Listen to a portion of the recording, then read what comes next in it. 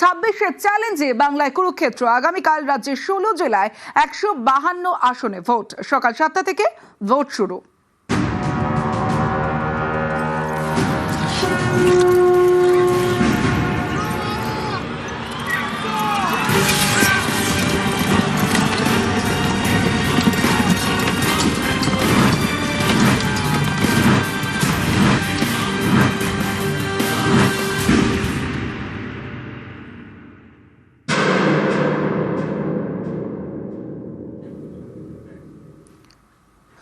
প্রথম দফায় acid test. উত্তরের সব জেলায় কাল ভোট। আর উত্তরে নজরে একাধিক জেলা, যেমন কোচবিহার, মালদা, মুর্শিদাবাদ। যদি কোচবিহারের কথা বলি, 21-এ কোচবিহারের শীতলকুচি বাহিনীর গুলিতে 4 জন ভোটারের মৃত্যু হয়।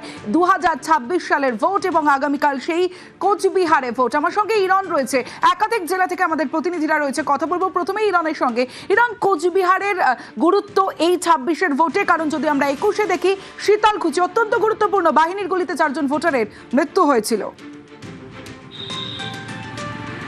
দেখো, পশ্চিমবঙ্গের প্রথম দফার ভোট এবং সেই প্রথম দফার ভোটের মধ্যে হাই ভোল্টেজ যদি জেলা ধরতে হয় সেটা অবশ্যই কোচবিহার। কোচবিহারের যদি রাজনৈতিক পরিস্থিতি দেখি, 2021 সালে এখানে 9টি কেন্দ্রের মধ্যে 7টি জিতেছিল বিজেপি, তৃণমূল পেয়েছিল মাত্র 2টিতে।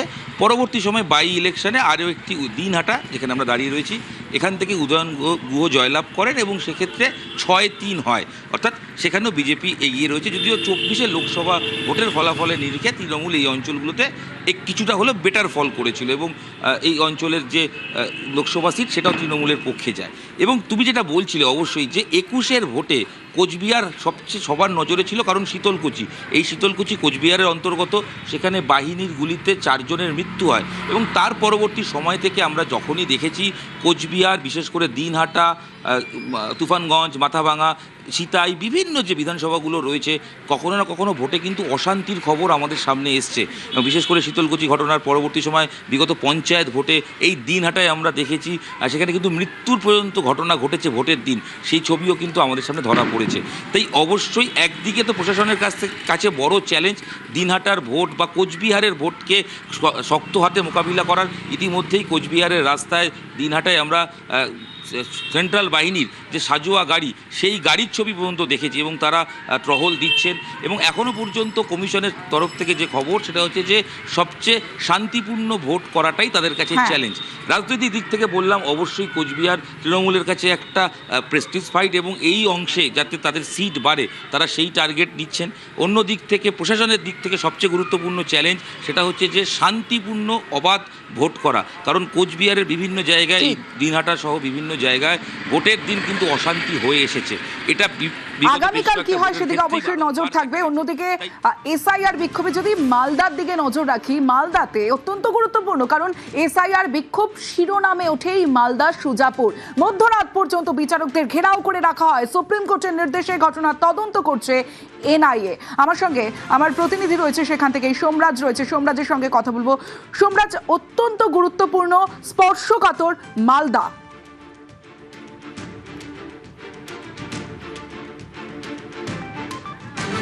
বিধানসভার মধ্যে যেটা সবথেকে গুরুত্বপূর্ণ বিষয়ে দাঁড়িয়েছে সেটা হচ্ছে এসআইআর। তার কারণ তুমি দেখেছো যে এসআইআর প্রক্রিয়ায় আন্ডার অ্যাডজুডিকেশনে 2য় স্থানে ছিল এই মালদা জেলা। এবং এই মালদা জেলা যদি কয়েকটি বিধানসভার দিকে নজর রাখা যায়, বিশেষ করে সুজাপুর বিধানসভা, বিশেষ করে মালতীপুর বিধানসভা, রতুয়া বিধানসভা, এই 3টি বিধানসভা থেকে সবথেকে বেশি ডিলিটেড হয়েছে, যেটাই এখন বিভিন্ন রাজনৈতিক দলের কাছে মাথা ব্যথার অন্যতম কারণ। এই মালদা জেলায় বিশেষ করে যে সংখ্যালঘু অধ্যুষিত বিধানসভাগুলি রয়েছে, সেই সংখ্যালঘু অধ্যুষিত বিধানসভাগুলি থেকে সবথেকে বেশি নাম বাদ গেছে, যেটা যথেষ্টই চিন্তার কারণ তৃণমূল কংগ্রেসের কাছে, কংগ্রেসের কাছেও। 2021-এর বিধানসভা নির্বাচনে যদি মালদা জেলার ফলাফলের দিকে নজর রাখা যায়, বিজেপির 4টে ছিল, তৃণমূল কংগ্রেসের 8টা ছিল। 2024-এর লোকসভা নির্বাচনের ফলাফলে অবশ্যই এই ভোটের হার অনেকটাই পাল্টি খেয়েছে, অর্থাৎ অনেকটাই পরিবর্তন হয়েছে 2024-এর লোকসভা ভোটের নিরিখে যদি দেখা যায়। আর 2026-এর বিধানসভা ভোটে তাই প্রত্যেকটি রাজনৈতিক দলেরই টার্গেট নিজেদের ভোট ব্যাংকে অক্ষুণ্ণ রাখা। কিন্তু নিজেদের ভোট ব্যাংকে যদি নিজেদের আখেরে রাখতে হয়, তাহলে কিন্তু এই এসআইআরটাই এখন তাদের কাছে সব থেকে বড় ফ্যাক্টর। আর এই এসআইআরকে কেন্দ্র করেই যখন জুডিশিয়াল অফিসাররা নিষ্পত্তি করছিলেন, তখনই এই মালদার সুজাপুরে দেখা গেছিল জুডিশিয়াল অফিসারদের ঘেরাও করে রাখা ঘটনা, জানিয়ে এনআইএ তদন্তের নির্দেশ দেয় সুপ্রিম কোর্টের নির্দেশে জাতীয় নির্বাচন কমিশন। অবশ্যই কমিশন মনে করছে এই এনআইএ তদন্তের নির্দেশ এবং তারপরে একাধিক গ্রেপ্তারের ঘটনা, এই ঘটনা মালদায় নির্বিঘ্নে ভোট পরিচালনা করতে সাহায্য করবে। আর সেই দিকেই তাকিয়ে নির্বাচন কমিশন, যদিও মালদা জেলায় 182 কোম্পানি কেন্দ্রীয় বাহিনী মোতায়েন করা রয়েছে, বেশ নজর থাকবে আমাদের আগামীকাল এই জেলার দিকেও। পাশাপাশি স্পেশাল ইন্টেন্সিভ রিভিশন অর্থাৎ এসআইআর মুর্শিদাবাদ জেলার দিকে যদি আমরা নজর রাখি, এসআইআর এ এই জেলায় সবচেয়ে বেশি নাম বাদ। তারপরে আগামীকাল ভোটের লাইনে দাঁড়াবেন সাধারণ মানুষ। দেবাশিস রয়েছে। দেবাশিস, এসআইআর এ কোপ সংখ্যালঘু ভোটে নামবাদের শীর্ষে এই শামশেরগঞ্জ, ডোমকল, মুর্শিদাবাদের, আর সেখানেই আগামীকাল ভোটের লাইনে দাঁড়াবেন সাধারণ মানুষ। দেখো, অবশ্যই মুর্শিদাবাদে এই যে এসআইআর এর পরে সবচেয়ে বেশি, রাজ্যের যদি সবচেয়ে বেশি নাম বাদ যায় সেটি হচ্ছে মুর্শিদাবাদ জেলা। সেই জেলায় কিন্তু আগামীকাল প্রথম দফায় ভোট। সেখানে মূলত এই যে বুথগুলি রয়েছে তাতে কিন্তু নিরাপত্তার ব্যবস্থা বেশি করা হচ্ছে। যদি এই এসআইআর আন্দোলন গতকাল যারা ভোট দিতে পাচ্ছেন না তারা যদি বিক্ষোভ দেখায়, সেদিক থেকেও কিন্তু নজরদারি থাকছে। যেসব অঞ্চলের নাম বাদ গেছে সেই সব অঞ্চলে কিন্তু কড়া নিরাপত্তা ব্যবস্থা থাকছে। অর্থাৎ যে বুথগুলি রয়েছে সেই বুথে যখন ভোটাররা প্রবেশ করবেন তাদের যে কার্ড রয়েছে সেখানে দেখাতে হবে এবং নির্দেশ IECI এর যে নির্দেশ সেই নির্দেশ মেনেই ভোট দিতে পারবে।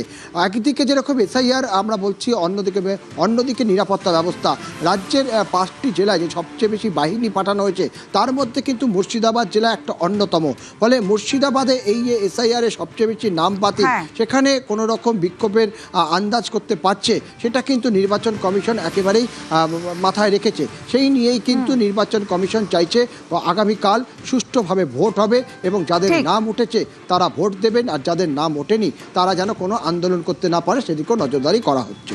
বেশ, উত্তরবঙ্গের সব জেলাতে যেমন আগামীকাল ভোট রয়েছে, তেমনি ভোট রয়েছে দক্ষিণবঙ্গের 7 জেলাতে। আর তার মধ্যে অত্যন্ত গুরুত্বপূর্ণ দক্ষিণের হটস্পট বলা চলে পূর্ব মেদিনীপুরের নন্দীগ্রাম, যেখানে প্রার্থী বিজেপির শুভেন্দু অধিকারী। আমার সঙ্গে সোনিয়া রয়েছে, সেখান থেকে সোনিয়ার সঙ্গে কথা বলবো। সোনিয়া, বিজেপির হয়ে লড়ছেন শুভেন্দু অধিকারী, আবার অন্যদিকে তৃণমূলের প্রার্থী পবিত্র কর, যিনি ভোটের আগে বিজেপি ছেড়ে তৃণমূলে।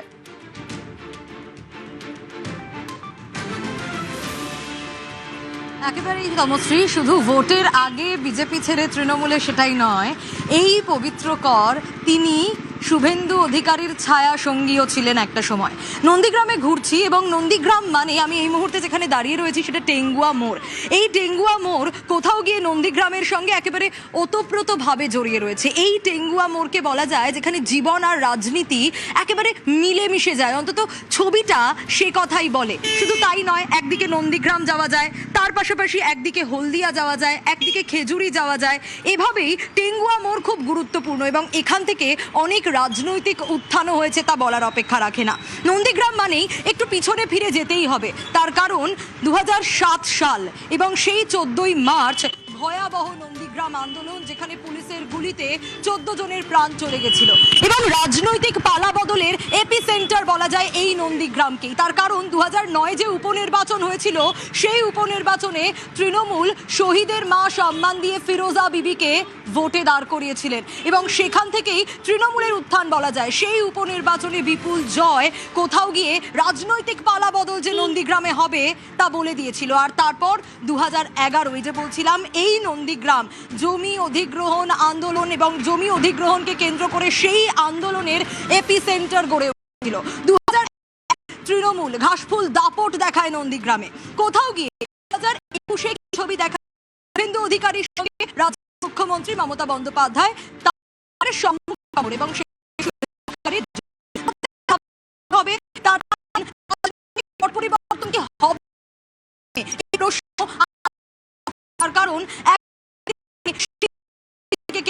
আন্দোলন বা শিল্পায়ন এগুলো কিন্তু একেবারেই নেই। কোথাও গিয়ে সকাল থেকে নন্দীগ্রাম হ্যাঁ, ঘুরে যা বুঝছি তাতে কোথাও গিয়ে একটা মেরুকরণের রাজনীতির অভিযোগ, পাল্টা অভিযোগ কিন্তু বারবার করে উঠে আসছে। কারণ একদা শুভেন্দু অধিকারীর ছায়া সঙ্গী, শুরুতে বলছিলাম পবিত্র কর, তিনি এখন প্রতিদ্বন্দ্বী এবং আগামীকালের ভোটে কি হয় সেটা চৌঠামে বোঝাই যাবে এবং আগামীকালও আমাদের দিনভর নজর থাকবে।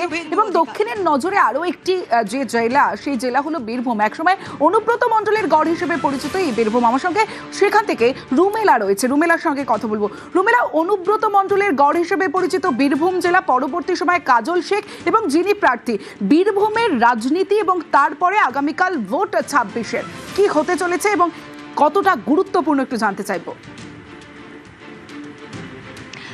দেখো, আমি দাঁড়িয়ে রয়েছি বোলপুর বিধানসভায়। বোলপুর বিধানসভার আমি একটু ছবিটা আগে দেখাই। যে বুথের সামনে আমি দাঁড়িয়ে রয়েছি, কাশীনাথ স্মৃতি কমিউনিটি সেন্টার, সেখানে হয়েছে বুথ এবং দেখাই যাচ্ছে যে কোলাপসেবল গেট ইতিমধ্যেই টেনে দেওয়া হয়েছে। নিরাপত্তার কড়া বেষ্টনী এখানে এবং ওয়েব ক্যামেরা, সেই ওয়েব ক্যামেরার নজরদারি রয়েছে। বাইরে রয়েছে সেই ওয়েব ক্যামেরা, শুধুমাত্র বাইরে নয় ভেতরেও সেই ওয়েব ক্যামেরা রয়েছে।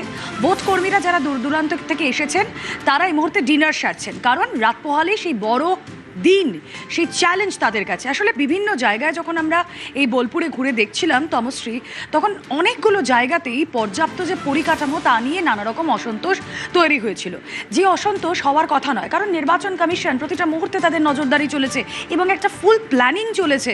সেখানে দাঁড়িয়ে কোনো কোনো জায়গায় এই যে ক্যামেরা দেখালাম, এই যে ওয়েব ক্যামেরা, সেখানে নেটওয়ার্ক ইস্যু হচ্ছে। সুতরাং সেই ক্যামেরা কতটা কার্যকরী ভূমিকা আগামীকাল পালন করবে সে নিয়ে একটা প্রশ্ন থেকে যাচ্ছে। তার পাশাপাশি বিভিন্ন জায়গায় এখানে দেখলে জল আলোর পর্যাপ্ত ব্যবস্থা রয়েছে, কিন্তু এমন অনেক জায়গা রয়েছে যেখানে অস্থায়ী ছাউনি মাথায় এবং সেখানেই তাদেরকে রাত্রিবাস করতে হচ্ছে। সুতরাং ভোট কর্মীদের মধ্যে যা হওয়ার তাই হচ্ছে, একটা ক্ষোভ। এবার যে কথা তুমি বললে যে পলিটিক্যাল সিনারিও, এখানে কোনো দলবদল নেই, কিন্তু এখানে একটা দ্বন্দ্ব রয়েছে, খুব সূক্ষ্ম একটা দ্বন্দ্ব রয়েছে। দেখো, এই বোলপুর বিধানসভায় মূলত চন্দ্রনাথ সিনহা ভার্সেস বিজেপির দিলীপ ঘোষ, তিনি পেশায় আইনজীবী, তাদের মধ্যে লড়াই। কিন্তু যে কথা তুমি বললে অনুব্রত গড় হিসেবে পরিচিত ছিল এই জায়গা, সেই গড় হয়তো নেই, কিন্তু অনুব্রত আছেন অনুব্রততে। আগামীকাল এই দিনের জন্য বীরভূমের যারা রাজনৈতিক ব্যক্তিত্বরা তারা প্রস্তুত আমরাও। বেশ, আমাদেরও নজর থাকবে দিনভর আগামীকাল নিউজ 18 বাংলায়। পাশাপাশি জঙ্গলমহলের জেলা ঝাড়গ্রাম, আর সেই ঝাড়গ্রাম জেলার সমীকরণ কি বলছে, কতটা গুরুত্বপূর্ণ জানবো। সরাসরি চলে যাবো, আমার সঙ্গে আমার প্রতিনিধি প্রিয়াঙ্কা রয়েছে। প্রিয়াঙ্কা, আগামীকাল ঝাড়গ্রামে ভোট, আর সেই ভোট কতটা গুরুত্বপূর্ণ?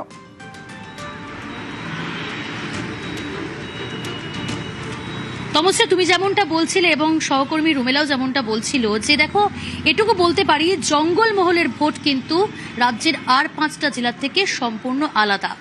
জঙ্গলমহল মানে আগে যেমন মাওবাদীদের আতঙ্ক ছিল, এখন সেই আতঙ্ক কিন্তু কেটে গিয়েছে, কিন্তু এখন নানা সমীকরণ ওলটপালট হয়েছে। প্রথমেই যেটা বলতে হয়, জঙ্গলমহলের ভোট মানে ঝাড়গ্রাম, লালমাটির জেলায় ঝাড়গ্রাম।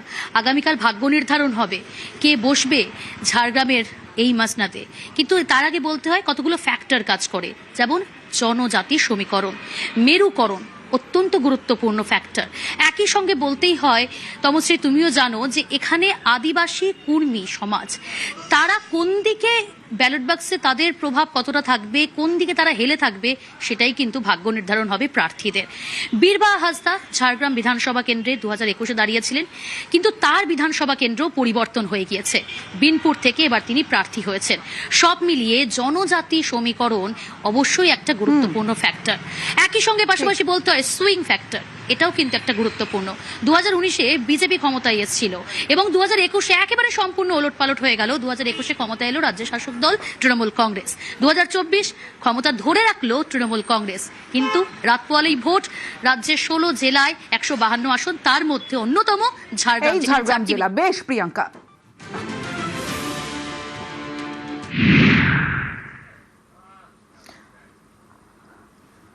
আসি অন্যান্য খবরে।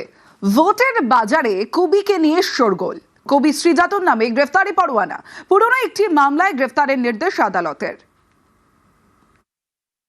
প্লেটো বলেছিলেন যে আদর্শ রাষ্ট্রে কবির কোনো জায়গা হতে পারে না। তো আমরা হয়তো আদর্শ রাষ্ট্র হবার দিকে এগোচ্ছি, যেখানে কবির কোনো জায়গা নেই।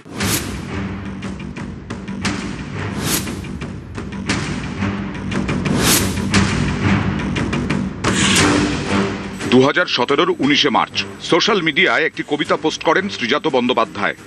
এই কবিতা নিয়ে 2019-এ কৃষ্ণনগর এসিজেএম আদালতে মামলা করা হয়।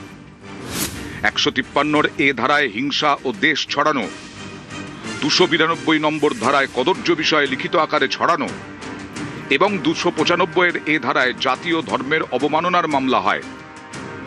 এই পুরনো মামলায় শ্রীজাতর বিরুদ্ধে গ্রেফতারি পরোয়ানা জারির নির্দেশ আদালতের। ভোটের আগে গ্রেফতার করতে হবে কবিকে।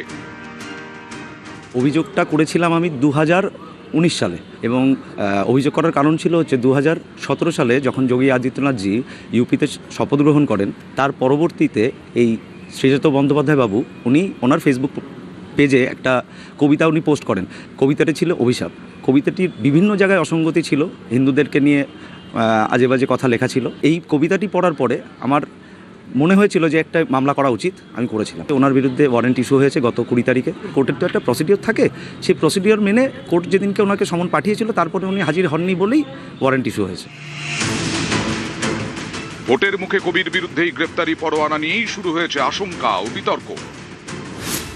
যে কোনো সাধারণ নির্বাচনের আগে যে কোনো গ্রেফতারি পরোয়ানা কার্যকর করা বাধ্যতামূলক। সেক্ষেত্রে ভোটের আগে কবি শ্রীজাতর বিরুদ্ধেই পরোয়ানা কার্যকর করার অর্থ তাকে গ্রেফতার করা। আমি যেটুকু শুনছি যে কয়েক বছর আগে একটি মামলা হয়েছিল, সেটি থেকেই এখন এই ধরনের পরোয়ানা জারি হয়েছে। এটাই বলে দেয় যে আমরা কোন সময়ে বাস করছি।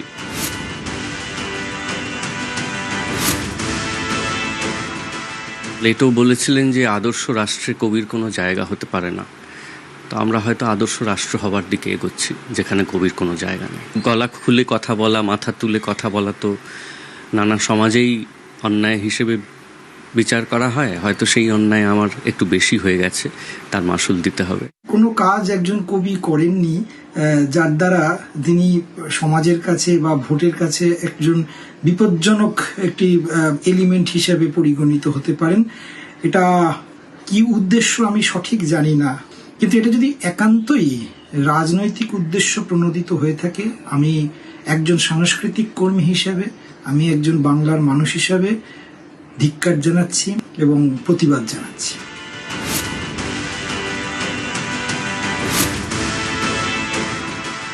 অত্যন্ত দুর্ভাগ্যজনক ঘটনা, এরকম তো হওয়া উচিত নয়। সে তো কি করেছে? কিছুই তো করেনি। প্রথম কথা হচ্ছে যে একজন কবিকে গ্রেফতার করে কোন বার্তা দেওয়া হচ্ছে সেটা তো আমি বুঝতে পারছি না। এটা তো অত্যন্ত অন্যায় বলে আমার মনে হচ্ছে। পুরোনো কোনো মামলা যদি গ্রেফতার করার দেওয়া হয়ে থাকে তাহলে সেটা অত্যন্ত অন্যায় এবং দুর্ভাগ্যজনক। এটা হওয়া একেবারেই উচিত নয়। স্বৈরাচারীরা সবসময় এটা করে থাকে এবং সেটা করবেও, কিন্তু আমার দৃঢ় ধারণা যে পশ্চিমবঙ্গের বুকে এই ধরনের ঘটনা ঘটানো খুব একটা সহজ হবে না। কারণ শ্রীজাত আজকে যদি জেলেও যায় তাহলে তখন যে একটা কবিতা লিখেছিল এবার 100টা কবিতা হয়ে বেরিয়ে আসবে, এবং সেটাই হবে হচ্ছে বাংলার মানুষের জন্য, ভারতবর্ষের গণতন্ত্রপ্রিয় মানুষের জন্য সবচেয়ে জরুরি জায়গা। আজকে শ্রীজাতকে জেলে পোড়া অত সোজা নয়। নিউজ 18 বাংলা।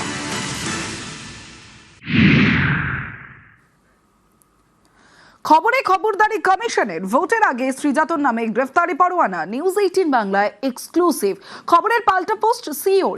শ্রীজাতকে নিয়ে খবর ভুয়ো বলে দাবি কমিশনের। 20 এপ্রিল শ্রীজাতর বিরুদ্ধে গ্রেফতারি পরোয়ানা নিউজ 18 বাংলায় এক্সক্লুসিভ। খবরের সত্যতা নথির তথ্যেই প্রমাণিত। সন্ধ্যের পর শেষমেশ ভোল বদল কমিশনের। ফেক নিউজের দাবি থেকে তারা পিছু হটেছে।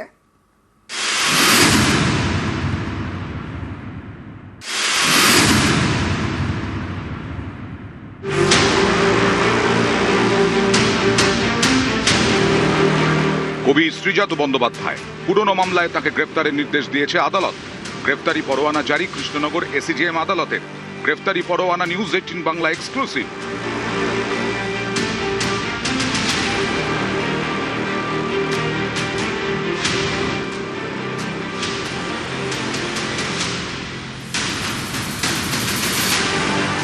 এই খবর ব্রেক হওয়ার পরেই জোর শোরগোল আসরে নামে নির্বাচন কমিশন।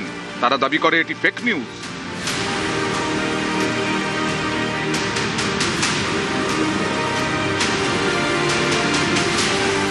কমিশনের দাবি, কিছু ব্যক্তি এবং সংবাদ মাধ্যমের একাংশ ভুল তথ্য এবং ভুয়ো খবর ছড়াচ্ছে। এর তীব্র নিন্দা জানাচ্ছে মুখ্য নির্বাচনী আধিকারিকের অফিস।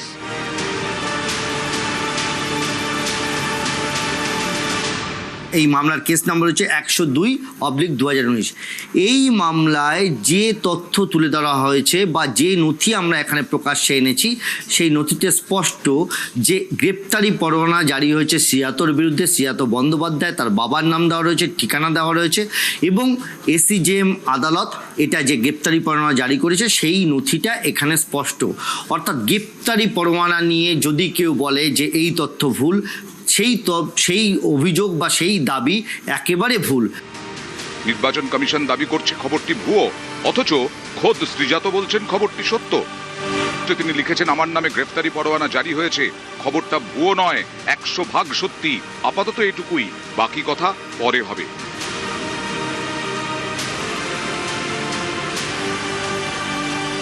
শ্রীজাত বলছেন তার বিরুদ্ধে গ্রেফতারি পরোয়ানার খবর 100% সত্যি।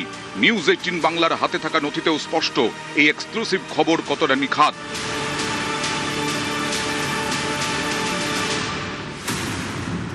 এই দেখুন, নিউজ 18 বাংলার হাতে রয়েছে গ্রেফতারি পরোয়ানার নথি, দেখুন ভালো করে।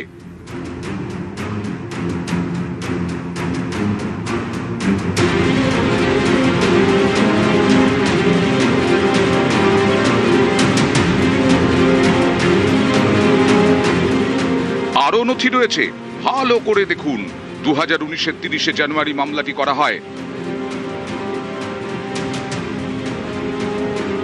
কেস ফাইলিং নাম্বার দেখে নিন।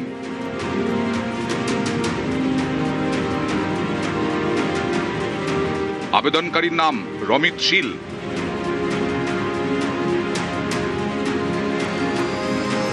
যার বিরুদ্ধে মামলা তাঁরও নাম রয়েছে, শ্রীজাত বন্দ্যোপাধ্যায়। মামলাটির প্রথম শুনানি ছিল 26শে ফেব্রুয়ারি 2019।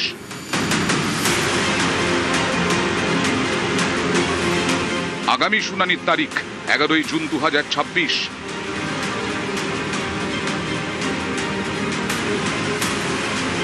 কমিশনের নিয়ম অনুযায়ী ভোটের আগে সমস্ত ওয়ারেন্ট কার্যকর করা হয়। এরই মধ্যে শ্রীজাত বন্দ্যোপাধ্যায়ের বিরুদ্ধে গ্রেফতারি পরোয়ানা।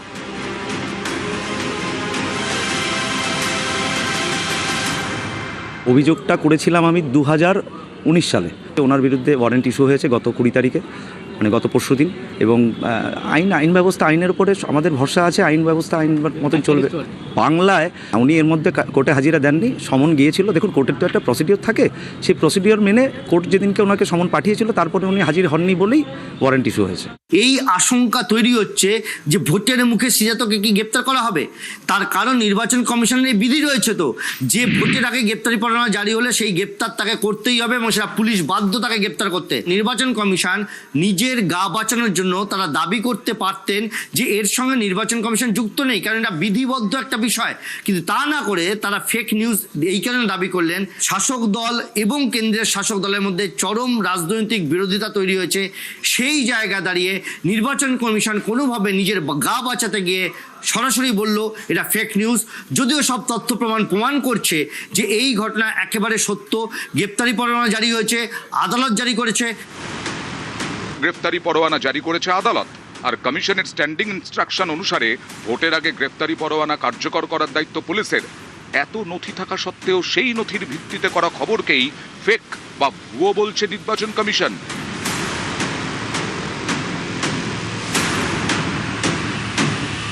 সন্ধ্যের পরে ভোলবদল করে নির্বাচন কমিশন। ফেক নিউজের দাবি থেকে পিছু হটল কমিশন। এবার মুখ্য নির্বাচনী আধিকারিকের বক্তব্য, নির্বাচন সম্পর্কিত অ্যারেস্ট ওয়ারেন্ট নেই, আমাদের কোনো লেনদেন নেই। এও ভোটের আগে এক বেনজির ঘটনা। নিউজ 18 বাংলা।